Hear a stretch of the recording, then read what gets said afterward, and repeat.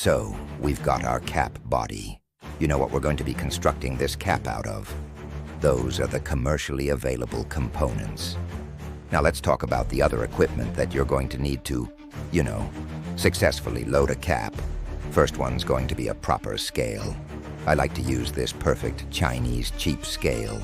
So, then we'll talk about the cap charging station. The cap charging station is I've got an old piece of, rusted out oxidized lab stand with probably like A4 in a rod in the center that would normally be used to hold glassware. And I'm using that with clamps. And I'll usually have two. And one of the clamps I will use to set the height on the loading funnel. And the other clamp I will use to hold the loading funnel. This is just extremely simple, stupid, simple, reliable stuff. That's what you want. So the loading block that I use is going to be standard, rough frame, 2x4, pine, right? So this is a 204 saw at 5 in, So we've got 5 in.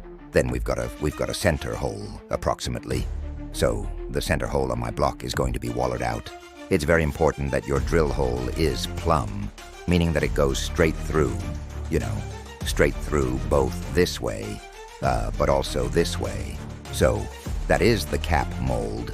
That's what we're dealing with there, cap mold.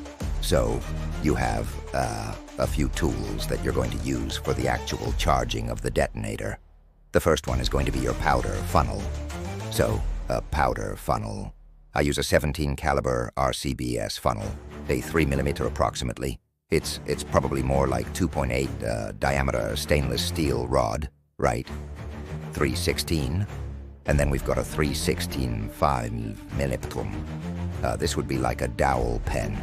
Okay, so that's the equipment other than the press itself, which is an arbor press. It's a cheap Chinese arbor press, similar to like a Harbor Freight press. That's what we're pressing on. This is shielded, by the way, with ceramics. So, bricks. I've got heavy bricks, 15-pounders. I've got some on the side, and then I put one on the front. The one on the front is supposed to stop. It's intended to stop something that would be like higher velocity, large mass, like a loading rod flying through the air. Then, additionally, I got a polycarbonate shield. So, it's just clear polycarbonate 1,4 in. I put that between the brick mass and the arbor press, and that's going to prevent light fragmentation from reaching you. Hopefully, it'll help you a little bit. I set up the polycarb when I'm pressing just out of the way of the arm of the arbor press to clear it so I can pull it down. All right, so let's load a cap here. Let's just walk through the process so that I don't forget anything. I'll just, tell you what I'm doing as I do it. Single PT100 casing. I'm going to place this into the smaller hole, the more tight hole of the cap mold, right? So that's pretty tight. It's not going to fall through.